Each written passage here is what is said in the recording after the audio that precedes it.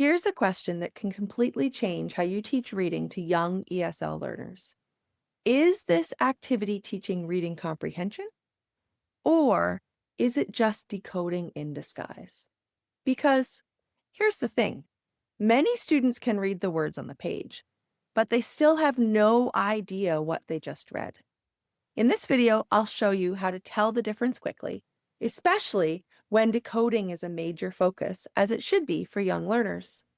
Hi, I'm Megan from Florentis Learning. I work with ESL teachers who teach young learners online and in small groups, often at the pre-reader and early reader levels. I develop curriculum that you can use in your classroom, online or in person, for one-on-one and small group lessons. And I want to be clear before we go any further. Decoding is not the enemy. Decoding is essential.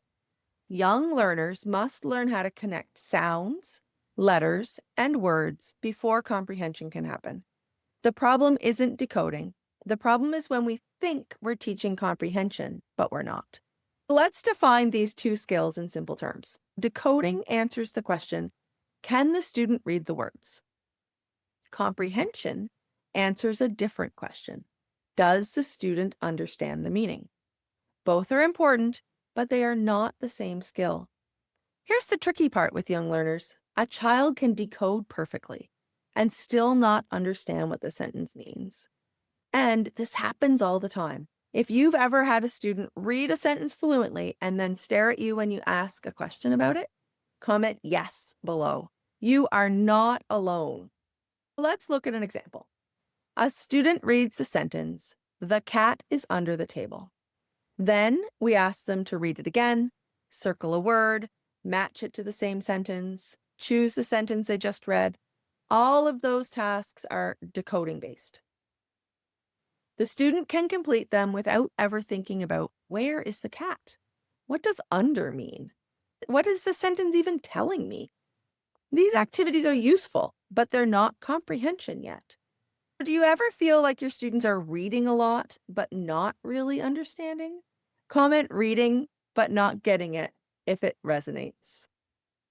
Now let's look at what changes when a task becomes comprehension.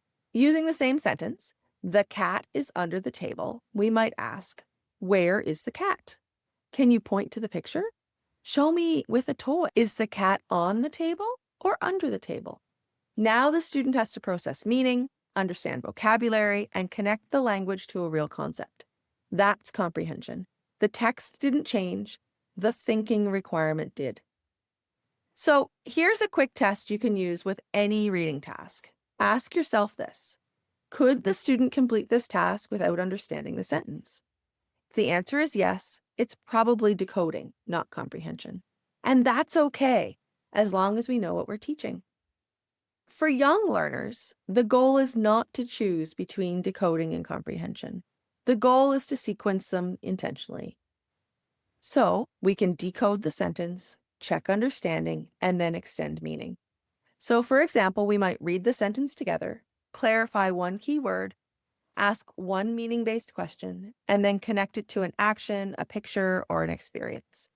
And this allows decoding to support comprehension instead of replacing it.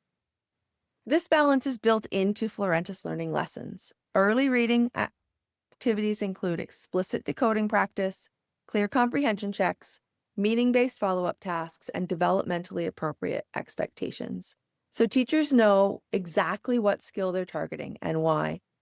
If you've ever felt unsure whether a reading activity was really working, you're not failing. You're being reflective, and reflective teaching and practice is important. You can explore free Florentis learning lesson samples below and see how decoding and comprehension are balanced for young ESL learners. In the next video, I'll show you how to turn a simple decoding activity into a comprehension task without adding more prep time. Before you go, comment below, do you want that example for pre-A1 beginners or A1 early readers? And I'll build that video around your answers.